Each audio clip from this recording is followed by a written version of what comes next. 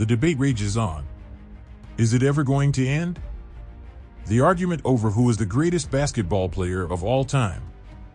Is the decades-old consensus of Michael Jordan being the GOAT legitimately being challenged by the achievements of LeBron James?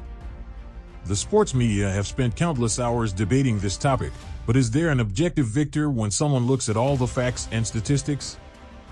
Or is the gap between these two athletes so razor-thin that everyone can have their own opinion and reasonably justify their point of view? When you listen to the sports talking heads of today, like Nick Wright, Shannon Sharpe, or Skip Bayless, you hear arguments from each side. But most of these arguments are at best mostly opinion with weak supporting facts, or at worst statements that on face value are true but taken out of context are extremely misleading. Context is everything, and I will explain why this is so important later on. The current sports media would lead you to believe that this debate is too close to call or even possibly tipping in LeBron's favor. But they would be dead wrong, as the gap between these two is as wide as the Grand Canyon. And I am going to definitively prove to you that Michael Jordan is by far the greatest basketball player of all time using just the facts. You aren't going to hear watered-down arguments like 6-0 finals record beats 4-6, or MJ just passes the eye test better. While these arguments may be true, I don't believe they are strong enough to convince any skeptics on the other side. So here it is. Here are the 5 main topics we will use to determine just who is the undeniable GOAT. 1. Statistics. 2. Achievements. 3. Better supporting cast. 4. Tougher competition. 5. Weaknesses and meltdowns. We are going to compare per game stats, as longevity is only a tiny portion of who is the greatest. As long as each player has had a substantial career and not just a few great seasons, the cumulative stats or longevity argument should only be used as a tiebreaker if all other things are equal. Larry Bird is unanimously a top 10 player of all time, and guess how many statistical categories he ranks in the top 30 all time? 0. That's right. Larry Bird is not in the top 30 all time for points, assists, rebounds, or any other major statistical category. Is Karl Malone the 3rd best scorer of all time? Is Magic Johnson really only the 7th best in assists in NBA history?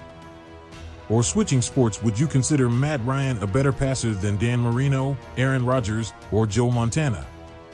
Is Emmitt Smith the best running back of all time, even over Barry Sanders, Walton Payton, or Jim Brown? Of course not.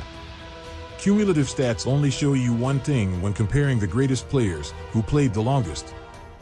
LeBron is in his 21st season compared to Jordan's 15 seasons, which is really only 13 seasons when you take into account that MJ missed almost 2 of these seasons due to injury and retirement. Jordan broke his foot in just the 3rd game of his 2nd year in the NBA and only returned to play 15 more regular season games at the end of that year. And during those games, Bulls management restricted him to just 23 minutes per game despite strong objections from MJ himself. Even on heavily restricted minutes, Jordan was able to average 22.3 points per game for those 15 games, which if he would have played his typical career average of 38 minutes per game would have resulted in a ridiculous 37 points per game. In 1993, Jordan shocked the entire world by retiring after his father was ruthlessly murdered in a carjacking incident. He was at his peak at the prime age of only 30 and had just come off his first three-peat, in which he was by far the most dominant player in the NBA. He sat out almost 2 full years chasing his father's dream of him playing professional baseball, only to return for the final 17 games in 1995. The following 3 years were once again dominated by Jordan as he completed his second three-peat, and then once again retired at the age of 35. Jordan won the regular season MVP, Finals MVP, was first-team All-Defensive to go along with his first-team All-NBA selection that year, all while racking up his 10th consecutive scoring title, proving he was still far and away the best player in the league. MJ proceeded to sit out the next 3 full seasons before lacing up for a Washington Wizards team that he now was part owner of. He finished that season at the age of 39, averaging 23 points per game. At that time, the league was solely focused on defense, where team scoring averages were at their lowest in NBA history, with the Wizards only averaging 92.8 points per game. Compare this to the 2024 season, in which LeBron is currently averaging 24.7 points per game in an offensive saturated league in which the Lakers average a ridiculous 114 points per game. When you adjust Jordan's scoring as a percent of the Wizards' scoring compared to LeBron and the Lakers' scoring averages, MJ would average over 28 points per game in today's NBA. Clearly, not a washed-up player at that age by any standard.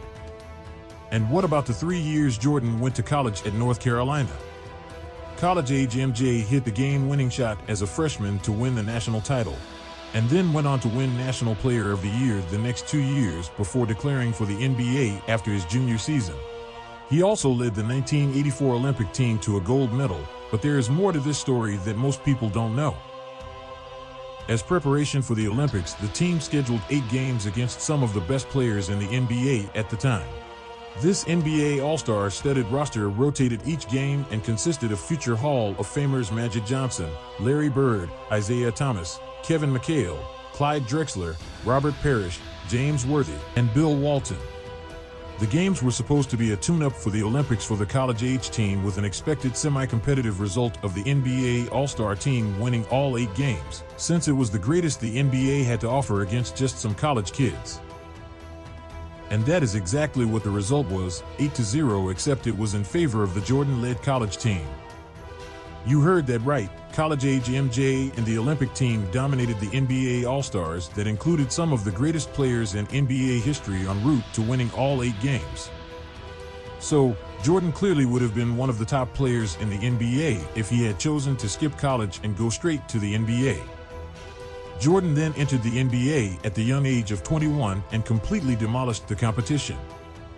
He averaged over 28 points per game as a rookie, which was 3rd best in the league that year.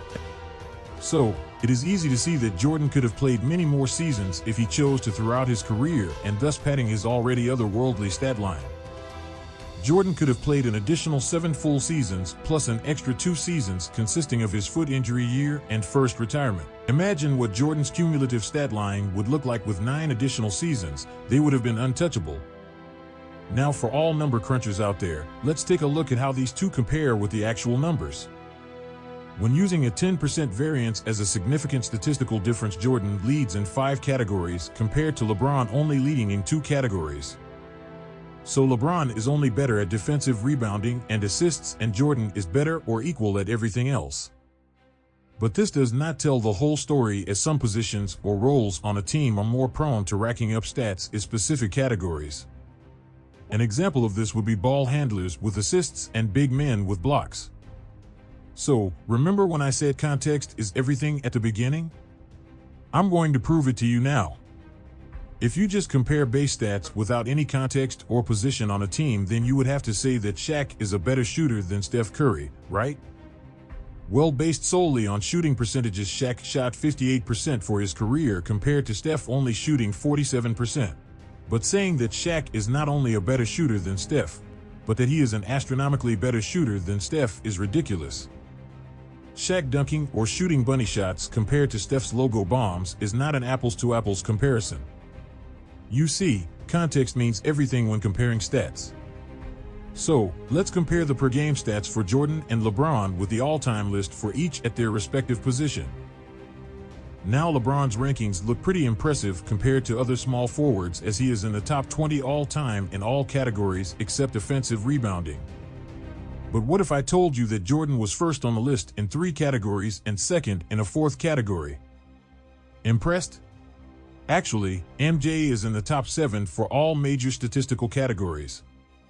Not only was Jordan the all-time best at almost half of the major statistical categories, he is near the top for every single category.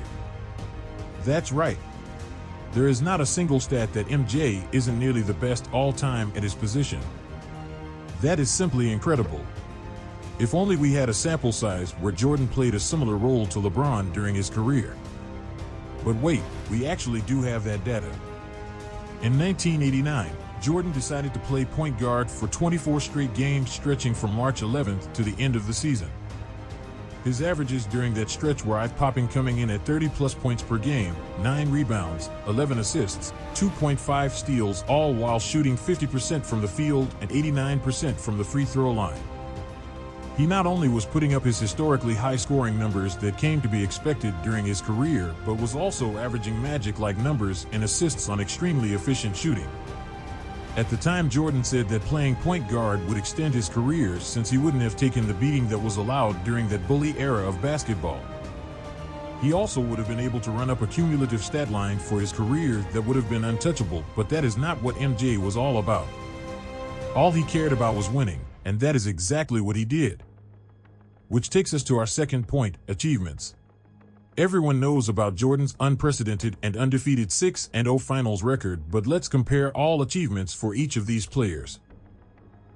This chart looks more like a heavyweight boxer with crushing blows versus a featherweight instead of a GOAT debate between two supposedly equal contenders.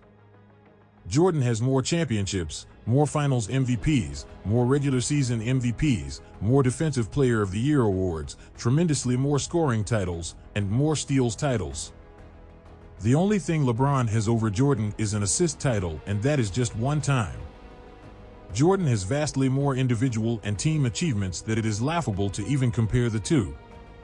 But some have said that LeBron is at least a better defensive player. But is that really true? They say LeBron can guard all 5 positions, although you rarely see him guarding centers or quick point guards for extended periods of time. But let's not confuse versatility with greatness. Sure, the cheap local all-you-can-eat buffet offers more selection than a 5-star restaurant with a world-renowned chef, but does that mean the food is better? Absolutely not. MJ was a lockdown defender and was feared by many, which resulted in him being not only the best defensive player in the league, but also the best defensive player in the league at the same time. He was notorious for blocking shots on big men way beyond what is expected from a 6 feet 6 inches guard. He also roamed the passing lanes like an elite free safety, snatching any errant passes and then going the other way for a thunderous, crowd-raising dunk. This is why he ranks first in blocks per game amongst shooting guards all time and second in steals per game. Jordan was voted 9 times first team all-defense versus LeBron 6 times. And that was in way fewer seasons.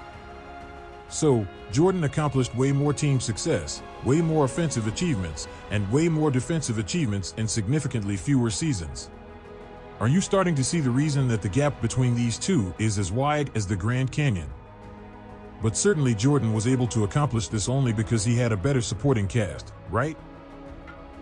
Wrong again. MJ played with just one player that made the All-Star team the same year they played together, Scottie Pippen. And that happened just 6 times throughout Jordan's career. LeBron, on the other hand, has played 15 times with an All-Star on his team in the same season, and Wade and Bosh did this for 4 straight seasons in Miami, yet they only won 2 championships. Each time you gave MJ just one All-Star, he won the championship every time.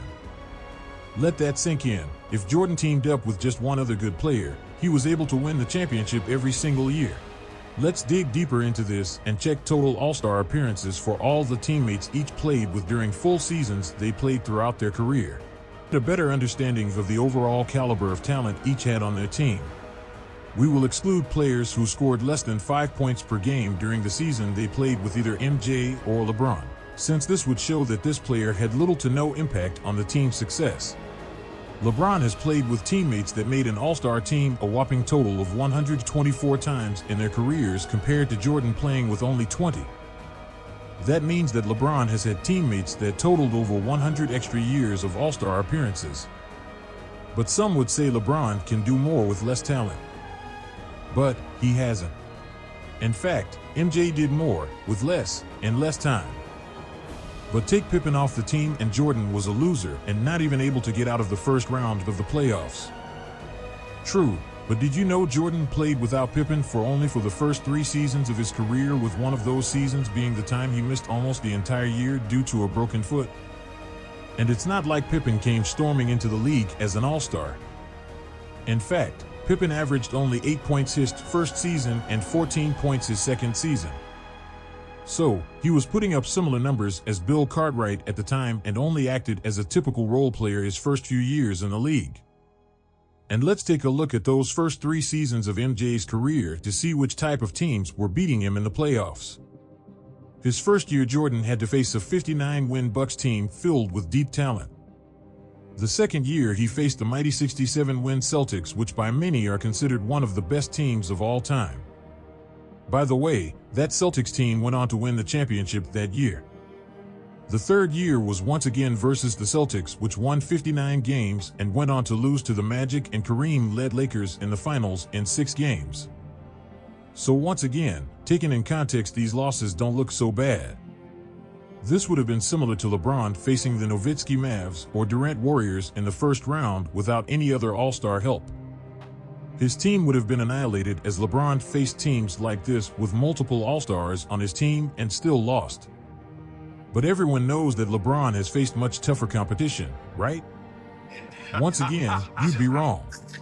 MJ has faced teams with a regular season average of 54 wins in the playoffs versus LeBron's playoff opponents having only a 51 regular season win average. If you break this down to playoff conference opponents and finals opponents, the numbers look like this. MJ faced Eastern Conference opponents that had a 52 regular season win average compared to LeBron's conference competition only averaging 49 wins. And if you look at just the finals, it's equal, 61 win team averages for both Jordan and LeBron's finals opponents. Well, what about the actual players each had to face in their way to a finals appearance? LeBron only had to face an over-the-hill Celtics team with Garnett and Allen at the ripe old age of 36 and Pierce aging at 34 years old. He would also face Garnett and Pierce again 2 years later, but by this time Allen had joined up with LeBron on the Heat. And what about that supposedly amazing finals run in 2006, where a young LeBron had to battle his way through the East and carry his team to his first finals appearance? The Cavs had to beat 2 teams with 41-41 record. Yes, both opponents only had a .500 record. And then met a Pistons team which no longer had their defensive anchor in Ben Wallace, who had been traded to the Bulls. So, maybe that impressive finals run, where the Cavs got swept in the finals, wasn't so impressive after all. Maybe they just faced mediocre opponents. And, for the rest of LeBron's finals runs, he didn't have to face any other player that made ESPN's top 75 all-time list. Compare this to Jordan, who had to overcome players like Shaq, Charles Barkley, Isaiah Thomas, Dennis Rodman, Dominique Wilkins, Reggie Miller, Patrick Ewing 4 times, all in their primes just to get to the finals. I've heard that the East was weak in the 90s.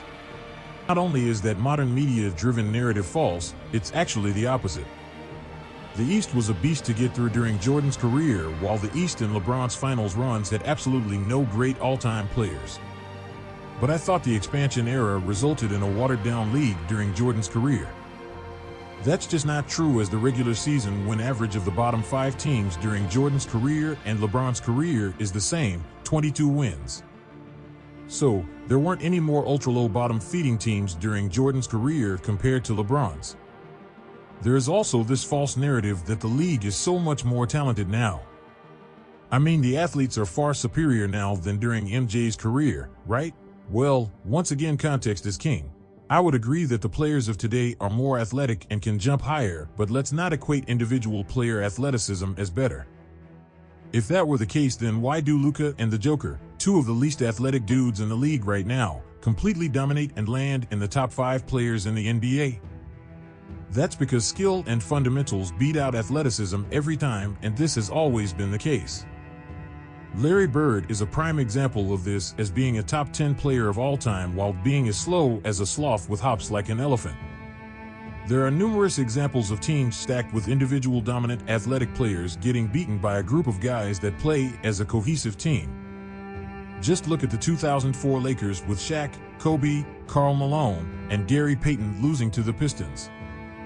Or, what about the 97 Rockets team with Hakeem Olajuwon, Charles Barkley, and Clyde Drexler, or the 99 Rockets where Pippen was added to replace a retired Drexler? Both of these teams weren't even able to get to the finals.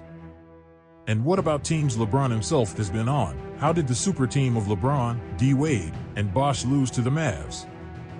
Or better yet, how did the 2004 Olympic team, filled with a number of future Hall of Famers in LeBron, Tim Duncan, Dwayne Wade, Allen Iverson, and Carmelo Anthony, only manage a bronze medal while stumbling to losses against Argentina, Lithuania, and Puerto Rico?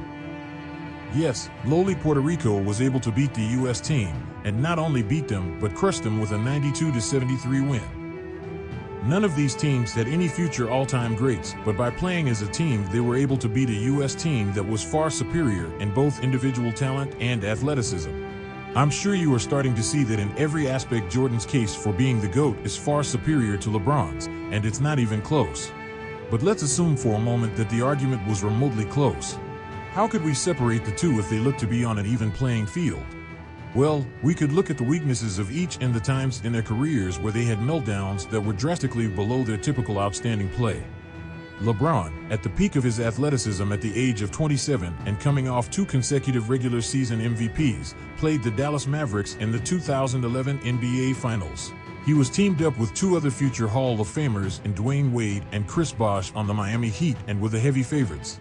During the finals, he guarded an almost 34-year-old Jason Terry who completely decimated a bewildered LeBron James. Jason Terry outplayed the 2-time reigning MVP by averaging 18 points on almost 50% shooting compared to LeBron's paltry 17.8 points per game on 48% shooting. LeBron was held to almost 10 points per game less than he averaged that season and looked like a wide-eyed schoolchild during the series. In a pivotal Game 4, with the Heat up 2-1 in the series, Miami looked to take a stranglehold on the series. How did LeBron perform in this game that with a win would all but solidify his first NBA title? He managed a meager 8 points on 27% shooting while committing 4 turnovers. With their backs against the wall, he followed that up with only a 17-point performance on 42% shooting to go down 3-2 in the series. And in the must-win Game 6 with his team on the brink of elimination, he completed his disappearing act by scoring just 3 points and only taking 2 shots in the final 5 minutes en route to a 105-95 series-ending loss.